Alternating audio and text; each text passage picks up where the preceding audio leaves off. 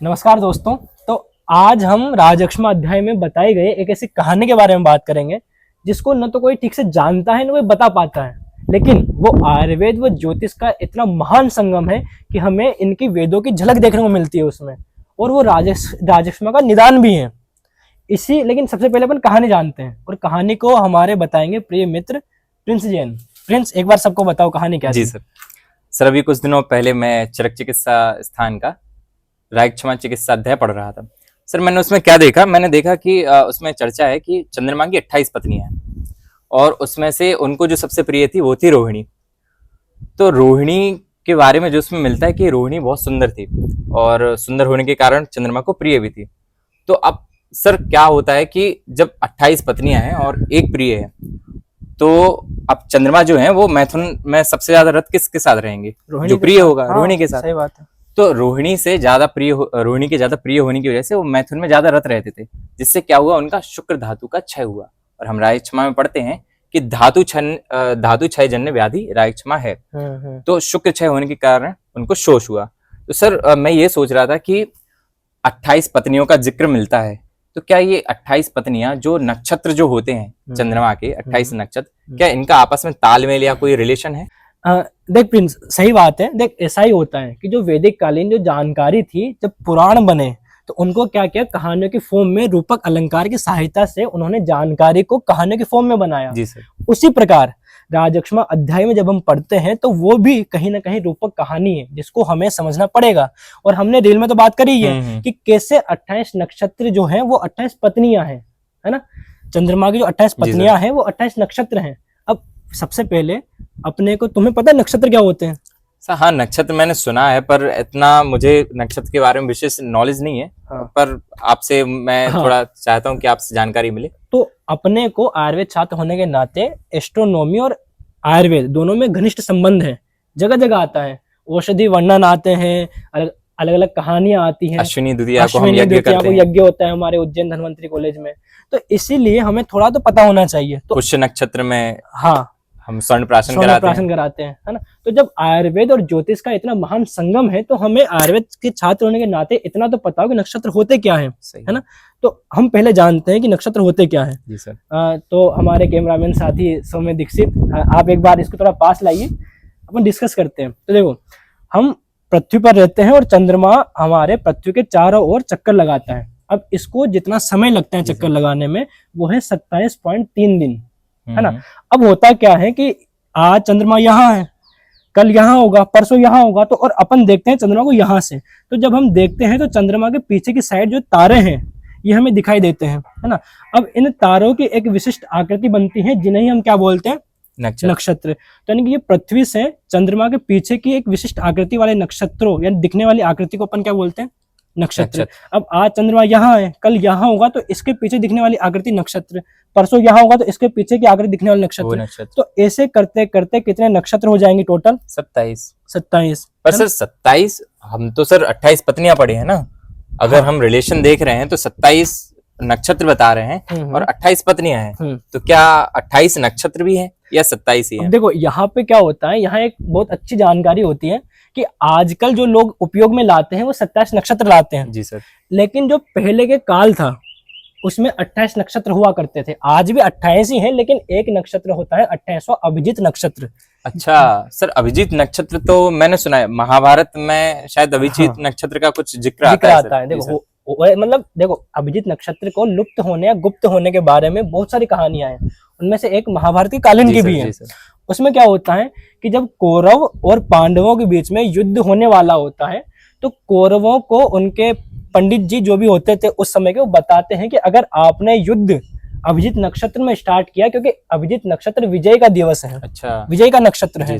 तो अगर कौरवों ने युद्ध अभिजीत नक्षत्र में स्टार्ट किया तो उनकी जीत निश्चित है। और ये बात कौन जानते थे? श्री कृष्ण। अब जब श्री कृष्णा ने क्या किया कि उन्होंने अपने प्रभाव से, शक्तियों से जो अभिजीत नक्षत्र था उसी को गुप्त कर दिया। इसलिए अब वहां से बताते हैं वैसा है या नहीं है, ये अपना अपना है, सबका रूपक कहानी है ना, लेकिन ये अपना अपना है। तो इसलिए ये जो चंद्रमा पृथ्वी के चारों तरफ जो 27 दिन में चक्कर लगाता है, उसी के आधार पर जो पीछे अपने को तारे दिखते हैं उन्हीं को अपन क्या बोलते हैं? नक्षत्र बोलते हैं। तो अब नक्षत्र तो क्लियर हुए कि होते क्या है ना। स्टार्ट। सर आप जो कह रहे हो कि नक्षत्र जो हैं ये पहले इस्तेमाल होते थे, तो सर ये क्या आज भी लागू होते हैं कि आज भी ये काम नक्षत्र काम करते हैं क्या? हाँ, अब देखो प्रिंस, अपन कहाँ रहते हैं? उज्जैन में। उज्जैन में तुम जंतर मंतर है अपने यहाँ पे, जी सर। गए होंगे। जी सर। वहाँ जो मापने की, समय मापने की या फिर जो पंचांग मापने की जो विधियां हैं, उनके ऊपर प्रॉपर तरीके से वो मापदंड है बना वहाँ पे। हुआ है अपन ने देखा है वहाँ जाके, है ना। हुआ है, तो वहाँ नक्षत्र वाला भी है एक, जी सर, है ना।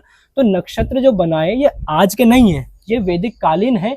और ये सिर्फ लिखे गए नहीं है, इनको लिखने में या बनाने में पीढ़ियां की पीढ़ियां लगी है अपनी।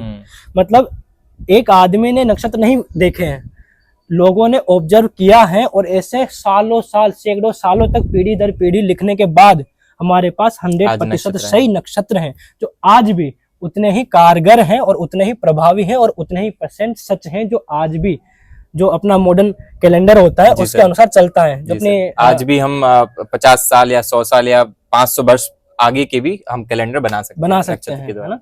सर चलो ये नक्षत्र तो ठीक है सर, हम बात कर रहे थे रायक्षमा की। सर रायक्षमा में रोहिणी जो उनकी सबसे सुंदर जो पत्नी 28 पत्नियों में से, सर ऐसा क्या है कि चंद्रमा जो है वो रोहिणी के पास ही सबसे ज्यादा रुकते थे और उनसे ही सबसे ज्यादा मैथुन में रत रहते थे? तो सर रोहिणी का भी कुछ कनेक्शन है या फिर ये सिर्फ ये भी रूपक कहानी ही है?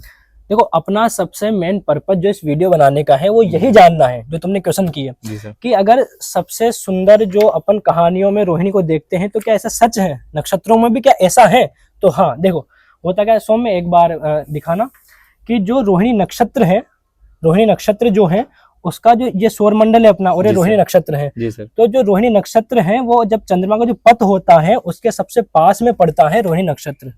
इसलिए अपन बोलते हैं कि सबसे प्रिय नक्षत्र जो है, यानी जो चंद्रमा को जो सबसे प्रिय है, वो कौन सी पत्नी रोहिणी पत्नी थी। हाँ। तो रोहिणी के पास सबसे ज्यादा अच्छा, रोहिणी नक्षत्र के पास होने की वजह से रोहिणी से सबसे ज्यादा प्रिय माना गया है और इनसे ही सबसे ज्यादा समय मैथुन में रत रहे। अब इसका क्या मतलब है कि इस चंद्रमा को एक नक्षत्र से दूसरे नक्षत्र में जाने में जो समय लगता है, उनमें से जो सबसे ज्यादा समय लगता है वो कहाँ लगता है? रोहिणी नक्षत्र में।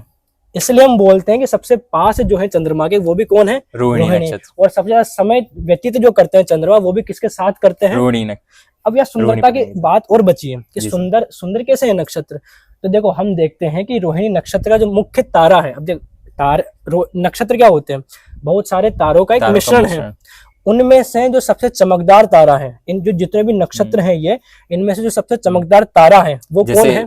हम ध्रुव तारा भी पढ़ते हैं। जी सर। लेकिन यहाँ पे है कि जो पृथ्वी से दिखाई देने वाला जो नक्षत्र है, उनमें सबसे सुंदर तारा कौन सा है?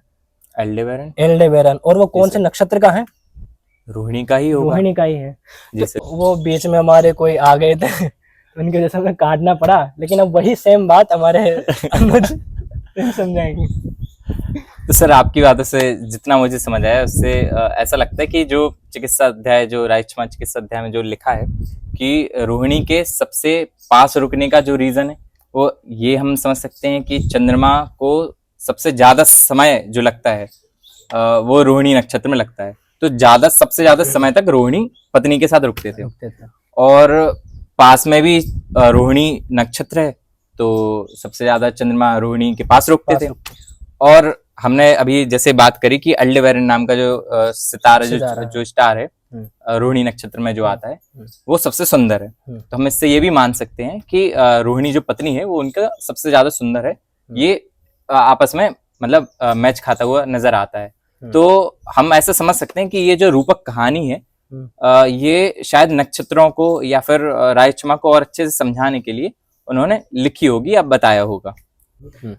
सर नक्षत्र तो ठीक है, ये मैं समझ गया। सर मेरा जो असली सवाल था वो सर ये था कि सर रायक्षमा होने में चंद्रमा का रोहिणी के साथ मैथुन करना, ये सर मैच नहीं खा रहा। सर इसका आपस में संबंध क्या है? तो देखो, अभी तक अपन जो नक्षत्रों की गणना या उसके समझा वो एस्ट्रोनॉमी समझी। जी सर, यानी जो गणित, जो ज्योतिष वो समझा। जी सर। अब ये आगे की कहानी समझने के लिए हमें फलित ज्योतिष अर्थात एस्ट्रोलॉजी समझनी पड़ेगी, है ना। अब एस्ट्रोलॉजी में क्या होता है कि जैसे कि जो नक्षत्र है, इनमें हर नक्षत्र का एक स्वामी होता है, राशि होती है और गुण होता है। उससे क्या होता है कि हर व्यक्ति जो जिस नक्षत्र में पैदा होता है, इन्हीं तीनों के आधार पे उसकी मूल प्रवृत्ति निर्धारित होती है। सही है। अब यहाँ अपन बात करते हैं रोहिणी नक्षत्र की। जी सर। अब रोहिणी नक्षत्र का स्वामी कौन होना चाहिए? चंद्रमा। चंद्रमा। और चंद्रमा का गुण कैसा है?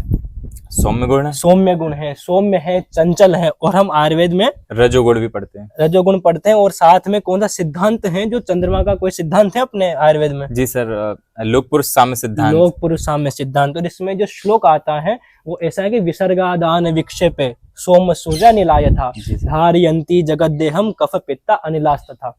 अर्थात यहाँ पर हम जो सोम यानी कि चंद्रमा की जो बात करते हैं वो बताते हैं कि लोक पुरुष साम्य सिद्धांत के आधार पर कि वो है जो अपने को बल प्रदान करने वाला होता है।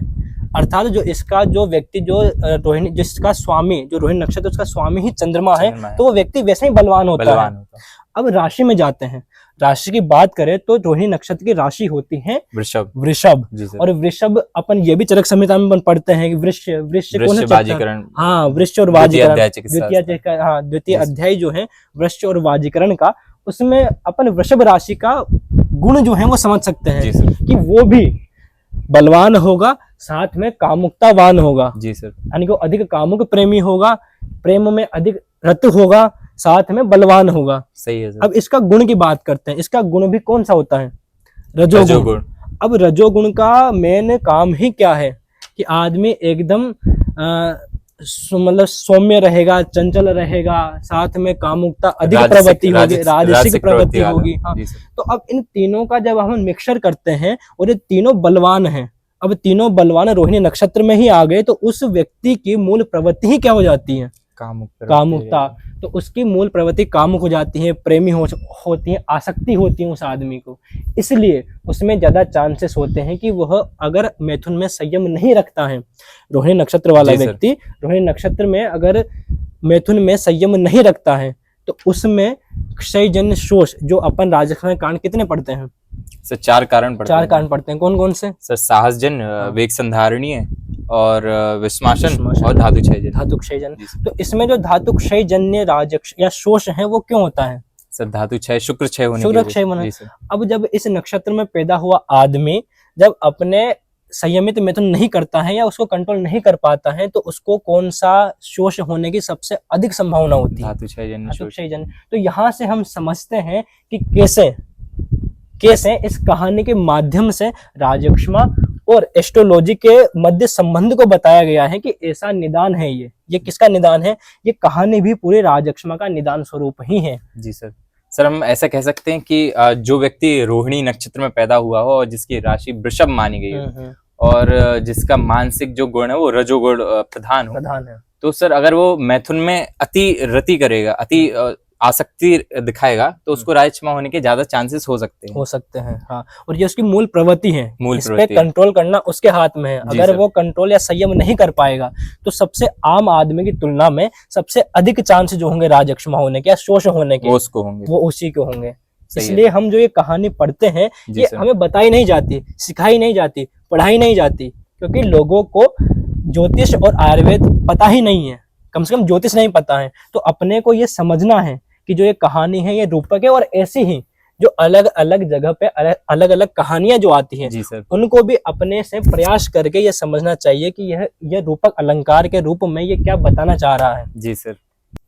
इसी कहानी का जो सार है, जो हम छोटी सी एक रील के माध्यम से हमने अपने इंस्टाग्राम पर डाली हुई है, जिसमें हम यही बताते हैं कि ये जो कहानी है ये आयुर्वेद और ज्योतिष का एक दिव्य मिलन है, जो कि राजक्षमा के निदान को परिभाषित करता है। और ये हर आयुर्वेद के छात्र को या आयुर्वेद से रिलेट रखने वाले हर व्यक्ति को पता होना चाहिए। और हम चाहेंगे कि आप उन तक, जिनको नहीं पता है, उन तक भी इस वीडियो को अवश्य पहुंचाएं।